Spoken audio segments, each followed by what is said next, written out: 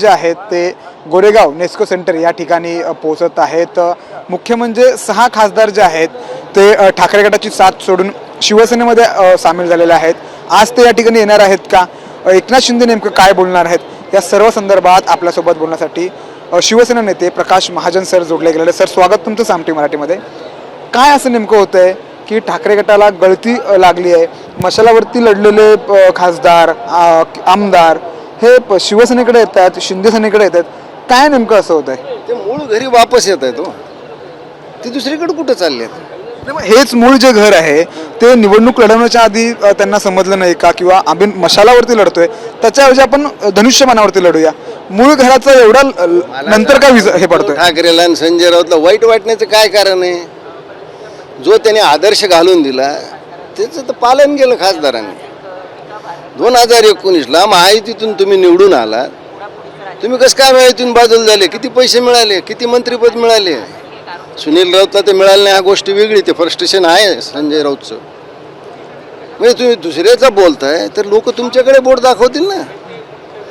आणि संजय राऊत ओरडून ओरडून जगाला सांगतो, शरद पवार साहेबांना सांगतो, आता शरद पवारला हा सल्ला देतोय, किती दुर्दैवी वेळ आली शरद पवार साहेबांवर। हा म्हणतो शरद पवार साहेब तुम्ही काँग्रेसमधून आलात, काँग्रेसमध्ये वापस जा। हा ममता बॅनर्जीला सल्ला देतोय की तुम्ही काँग्रेसमध्ये परत जा, याचा सल्ला त्या 6 खासदारांनी ऐकला, मूळ शिवसेनेत वापस आले, त्याला वाईट वाटण्याचं काय कारण आहे? पण ठाकरे गट असं म्हणतोय की तुम्ही एक काम करा, राजीनामा द्या आणि मशालावरती लढण्याऐवजी तुम्ही धनुष्यबाणावरती निवडा। हेच म्हणतो ना बाबा, 2019ला राजीनामा देऊनच तुम्ही जायला पाहिजे होतं ना महाविकास आघाडीकडे।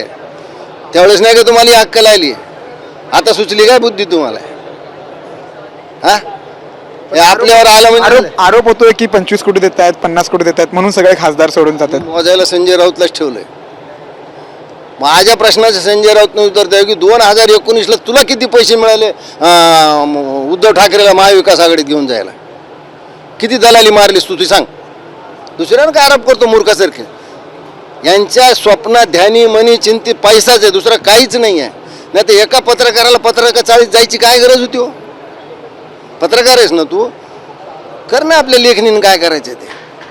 त्याला पत्राचा डेव्हलप करायला तिकडं मारायला गेला, ह्याच्याशिवाय पैशाशिवाय काहीच नाही। हा आयुष्य गेलं लोकांचं, मोटरसायकल घेऊ शकली नाही तर कोणच्या गाडीत फिरतोय?